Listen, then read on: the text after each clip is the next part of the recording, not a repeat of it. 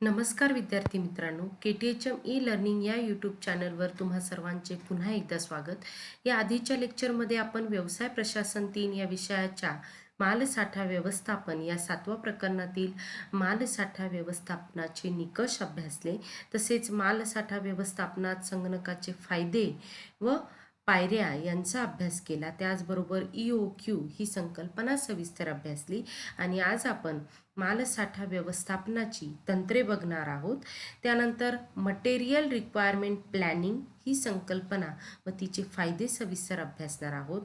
तसेच JIT म्हणजेच just in time manufacturing ही संकल्पना सविस्तर अभ्यासणार आहोत आणि शेवटी JITचे फायदे व तोटे अभ्यासणार आहोत. चला तर मग मालसाठा व्यवस्थापनाची तंत्रे बघूया.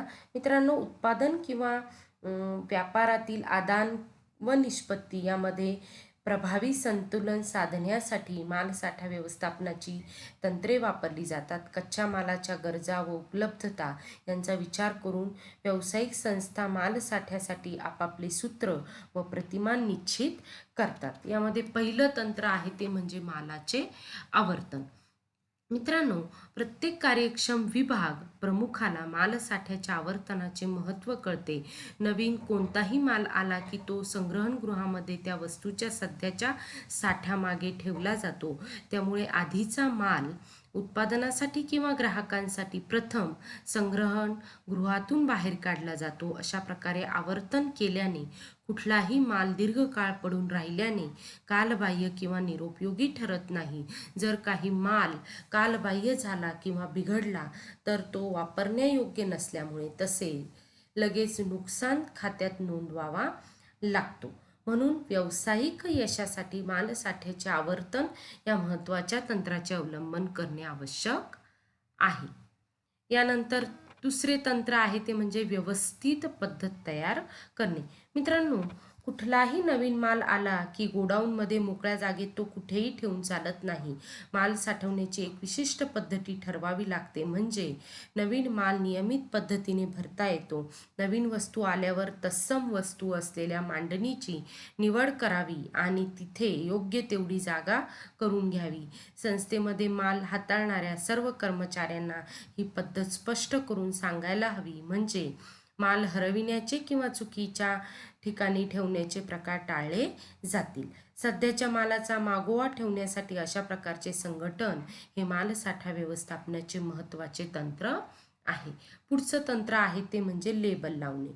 मित्रांनो, मालसाठा व्यवस्थापनाच्या सर्व तंत्रांमध्ये योग्य ते लेबल लावणे हे सगळ्यात महत्त्वाचे तंत्र आहे.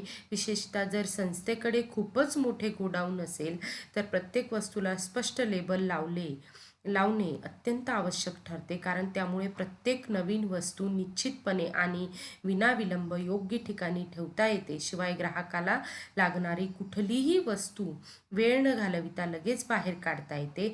महत्त्वाची गोष्ट म्हणजे मालसाठ्याची तपासणी करताना सर्व वस्तूंचा ताळा लावणे सोपे जाते. पुढचं तंत्र आहे ते म्हणजे साठ्यातील मालाचा अचूक मागोवा ठेवणे. मित्रांनो, साठ्यातील मालाचा अचूक मागोवा ठेवणारे कुठलेही सॉफ्टवेअर उपयुक्त ठरते. केवळ स्कॅनिंग करून संग्रहणगृहात येणाऱ्या आणि बाहेर पडणाऱ्या वस्तूचा सहजपणे मागोवा ठेवता येतो. डेटाबेस किंवा इतर सॉफ्टवेअर तंत्रे वापरून व्यवस्थापनाला सर्व प्रकारच्या मालाची माहिती, उदाहरणार्थ शिल्लक माल, प्रत्येक वस्तूचे मूल्य आणि गोडाऊनमधील निश्चित जागा कळू शकते. त्यातून कुठला माल किती लवकर विकला जातो याचे स्पष्ट चित्र दिसू शकते. तसेच साठ्याची तपासणी जलद आणि कार्यक्षमपणे करता येते. मित्रांनो, व्यवस्थापनाला आपली जबाबदारी पार पाडण्याच्या दृष्टीने तयार केलेली ही मालसाठा व्यवस्थापनाची तंत्रे वापरण्यास अजिबात अवघड नाही. जर संस्थेकडे उत्तम सॉफ्टवेअर असेल तर वरील सर्व तंत्रे त्यात सहजपणे बसू शकतात. उत्तम प्रशिक्षण आणि काही सूचना अवलंबनाची प्रबळ इच्छा यातून कुठल्याही संस्थेचे मालसाठा व्यवस्थापन अत्यंत सुलभ होऊ शकते. यानंतर आता आपण मटेरियल रिक्वायरमेंट प्लॅनिंग म्हणजेच MRP ही संकल्पना बघणार आहोत. यालाच आवश्यक सामग्री नियोजन असे म्हटले जाते. मित्रांनो, आवश्यक सामग्री नियोजन हे विविध पातळ्यांवर उत्पादन घेण्यासाठी यंत्रकुलाला आवश्यक असणाऱ्या अंदाजांचे किंवा अंतिम वस्तू स्वरूपात उत्पादन वेळापत्रकानुसार घेण्याची एक साधी सरळ प्रणाली आहे. साधारणपणे उद्योग, व्यवसाय, संस्था या विविध घटकांच्या एकत्रीकरणामधून किंवा सहाय्याने यंत्रकुलाची निर्मिती करतात तेव्हा त्यांना एकाच वेळी खूप प्रमाणात सामग्रीची आवश्यकता असते. त्यामुळे जेवढ्या प्रमाणात अंतिम स्वरूपातल्या वस्तूंचे उत्पादन घेण्याची आवश्यकता असेल तेवढ्याच प्रमाणात कच्च्या मालाला मागणी असते. त्यामुळे आवश्यक सामग्री नियोजन ही महत्त्वाची भूमिका बजावते किंवा निभावते. साध्या सरळ शब्दात सांगायचे झाल्यास सामग्री नियोजन कार्यपद्धती ही उपभोगाधारित नियोजन कार्यपद्धती आहे जी त्या प्रमाणातील कमी प्रयत्नात निर्धारित लक्ष्य पूर्ण करू शकतील. यानंतर आता आपण आवश्यक सामग्री नियोजनाचे किंवा मटेरियल रिक्वायरमेंट प्लॅनिंगचे फायदे बघूया. त्यामध्ये पहिलं फायदा आहे तो म्हणजे साधे तत्व. मित्रांनो, आवश्यक सामग्री नियोजनाचे सर्वात महत्त्वाचा आणि प्रथम फायदा आहे तो म्हणजे आवश्यक असणाऱ्या घटकांची संख्या आणि ते घटक कोणत्या वेळी आवश्यक आहेत ती वेळ निश्चित करण्यासाठी अत्यंत साधे असे तंत्र किंवा तंत्रज्ञानाचा यामध्ये वापर होतो. यानंतर पुढचा फायदा आहे तो म्हणजे समन्वय साधण्यास मदत. मित्रांनो, आवश्यक सामग्री नियोजन प्रणाली महत्त्वाची माहिती पुरवते. त्यामुळे उत्पादन योजनांमध्ये नियोजन केल्याप्रमाणे विविध मागण्यांचा योग्य असा समन्वय करणे शक्य होते. त्यामुळे सरासरी मालसाठा पातळी कमी होते आणि खर्च कमी लागतो. पुढचं तंत्र आहे ते म्हणजे संसाधनाचा पुरेपूर उपयोग. मित्रांनो, आवश्यक सामग्री नियोजनामुळे मानवी आणि भांडवली संसाधनांचा पुरेपूर उपयोग करून घेणे शक्य होते. यामध्ये अग्रक्रमानुसार नियोजन केले जाते. त्यामुळे प्रदान प्रणालीत सुधारणा करता येते. त्यामुळे कामाच्या प्रवाहात सुधारणा होऊन होणारा उशीर टळतो, उत्पादन खंडित होत नाही आणि उत्पादन चक्रासाठी लागणारा वेळही कमी लागतो. त्यानंतर खरेदी विभागास मदत. मित्रांनो, आवश्यक सामग्री नियोजनामध्ये आवश्यक सामग्रीचे अग्रक्रम लावले जातात. त्यामुळे खरेदी विभागाला वास्तविक अग्रक्रमाची माहिती होते. त्यामध्ये बदल झाल्यास त्यानुसार वेळीच खरेदी करता येते. या सर्व कारणांमुळे पुरवठादारांशी संबंधही सुधारतात. पुढचा फायदा आहे आवश्यक सामग्री नियोजनाचा तो म्हणजे वेळापत्रक. मित्रांनो, उत्कृष्ट आवश्यक सामग्री नियोजनामुळे उत्पादन वेळापत्रक तयार करणे सोपे जाते. तसेच त्या वेळापत्रकाप्रमाणे उत्पादन करणेही शक्य होते. पुढचा फायदा आहे एकूण नियोजनात मदत. मित्रांनो, व्यवसाय संस्थेला एकूण व्यवसायाचे नियोजन करावे लागते. आवश्यक सामग्री नियोजनामुळे या नियोजनास मदत होते. वर्तमान रोकड आवश्यकतेची गरज निश्चित करता येऊन त्याची तरतूद करता येते. कामामध्ये येणाऱ्या अडचणींची अगोदरच माहिती मिळाल्याने त्याचे व्यवस्थापन करणे सोपे जाते. एकूणच व्यवसाय सुरळीत चालण्यासाठी व्यवस्थापकांना योग्य भांडवली गुंतवणूक निर्णय घेणे सोपे जाते. पुढचा फायदा आहे तो म्हणजे सुधारणा. मित्रांनो, आवश्यक सामग्री नियोजनामुळे आलेल्या मागण्या वेळेत पूर्ण करता येतील किंवा नाही हे कळते आणि त्यात जर काही अडचणी असतील तर त्या वेळीच दूर करण्याचा प्रयत्न केला जातो. ग्राहकांच्या ऑर्डरमध्ये बदल झाल्यास त्या दृष्टीने व्यवस्थापन करणे शक्य होते. त्यामुळे ग्राहक सेवेत सुधारणा होते. पुढचा फायदा आहे तो म्हणजे आराखडा बदल. मित्रांनो, आवश्यक सामग्री नियोजनामुळे केव्हा आराखडा किंवा रचना बदलायची किंवा ती रद्द करून नवीन करावायची याची योजना आखणे व अंमलात आणणे शक्य होते. आणि शेवटचा फायदा आहे तो म्हणजे एकूण यंत्रकुल सुधारणा. मित्रांनो, आवश्यक सामग्री नियोजनामुळे व्यवसायाच्या एकूण रचनेची कार्यक्षमता वाढते किंवा यंत्रकुल सुधारणा होते. यानंतर आता आपण JIT just in time manufacturing ही संकल्पना बघूया. मित्रांनो, जस्ट इन टाईम किंवा JIT हे मालसाठा व्यूहरचना असून त्याद्वारे व्यावसायिक परताव्यात सुधारणा घडवून त्याच्याशी संबंधित वाहतूक व्यय जो आहे त्यात कपात घडवून आणली जाते. मित्रांनो, जस्ट इन टाईम मॅन्युफॅक्चरिंग हे उत्पादन प्रक्रियांमध्ये वापरले जाणारे एक धोरण आहे. त्यामुळे प्रक्रिया अंतर्गत मालाच्या साठ्यात घट होऊन खर्च कमी होतो. उत्पादन करताना व्यवस्थापनाला विविध प्रकारच्या सूचना दिल्या जातात, ज्यामुळे लक्षात येते की नव्या उत्पादनासाठी कुठे आणि कोणत्या प्रकारचा माल लागणार आहे. उत्पादन प्रक्रियेत एखादी आवश्यक वस्तू आहे की नाही हे अनुभवी कर्मचाऱ्याला एका दृष्टिक्षेपातूनही समजू शकते आणि अशाच प्रकारच्या साध्या सरळ सूचना सतत मिळत राहतात. ह्या JITचे किंवा जस्ट इन टाईम मॅन्युफॅक्चरिंगचे घटक आपण बघूया. यामध्ये पहिला घटक आहे अधिक लक्ष. मित्रांनो, JIT मध्ये मूल्यवर्धित काळाकडे जास्त लक्ष दिले जाते. बिगर मूल्यवर्धित काळापेक्षा मूल्यवर्धित काळ जास्त असणे महत्त्वाचे असते. दुसरा घटक आहे तो म्हणजे कमीत कमी पूर्वतयारी. मित्रांनो, पूर्वतयारीसाठी कमीत कमी वेळ जातो आणि प्रत्येक उत्पादन गट लहान आकाराचा असतो. तिसरा आहे कानबान प्रणाली.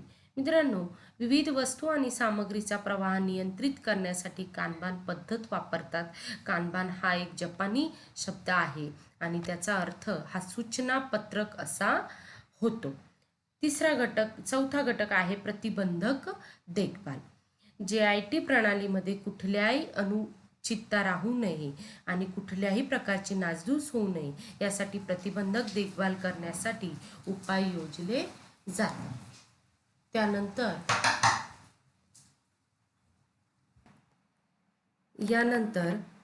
JITचे पुढचे घटक आहे ते म्हणजे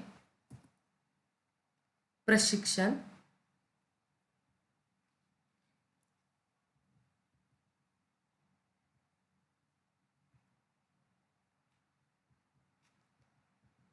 यंत्रांवर समान भार टाकणे. मित्रांनो, असंतुलन आणि तणाव होऊ नये म्हणून यंत्रावर शक्यतो समान भार टाकावा. त्यानंतर पुढचा घटक आहे प्रशिक्षण.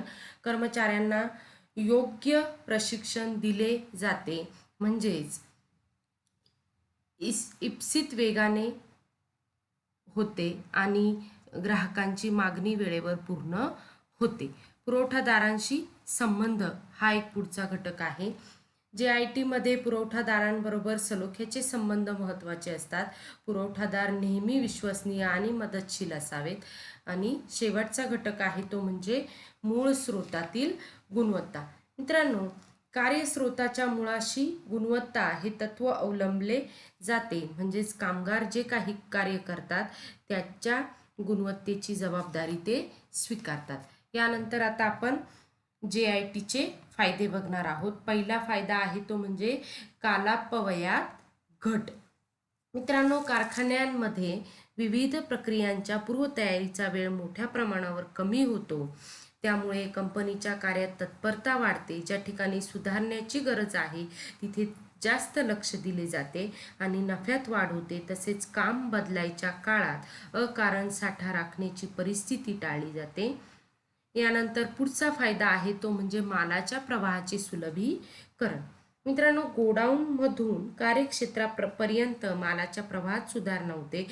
विशिष्ट क्षेत्रावर लक्ष केंद्रित केल्यामुळे कर्मचारी कोणत्याही गोष्टींवर जलद प्रक्रिया करू शकतात आणि अनेक कामे एकाच वेळी केली तरी त्यांना थकवा येत नाही. वस्तूंच्या लहान लहान गटांमुळे प्रवाहात आणि व्यवस्थापनात सुलभीकरण होते. JITचा पुढचा फायदा आहे तो म्हणजे कर्मचाऱ्यांच्या कौशल्याचा कार्यक्षम वापर. मित्रांनो, बहुविध कौशल्य असणाऱ्या कर्मचाऱ्यांचा वापर जास्त कार्यक्षमपणे होतो.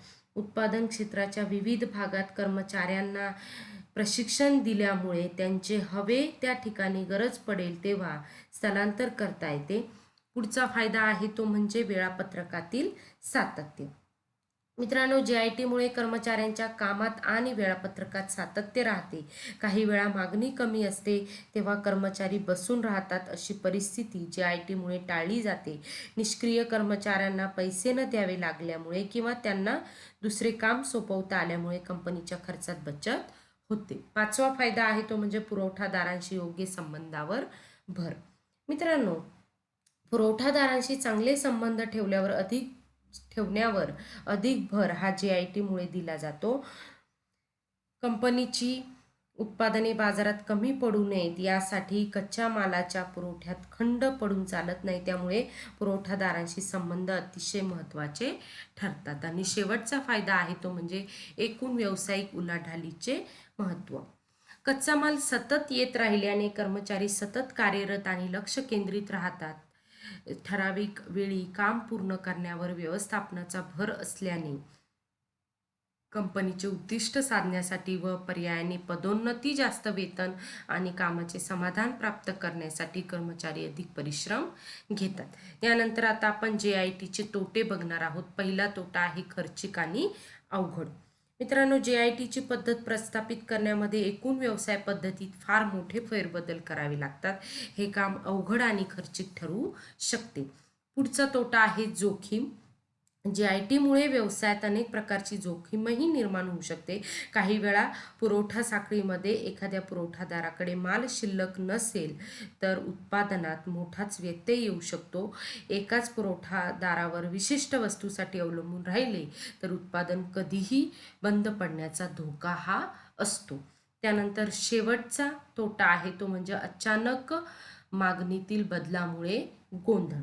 मित्रांनो, मागणीमध्ये अचानक वाढ किंवा घट झाली तर ते JIT पद्धतीत संपूर्ण रचना बदलणे आणि व्यवस्थापन करणे अवघड होते. अशा पद्धतीने हे प्रकरण इथे संपले आहे.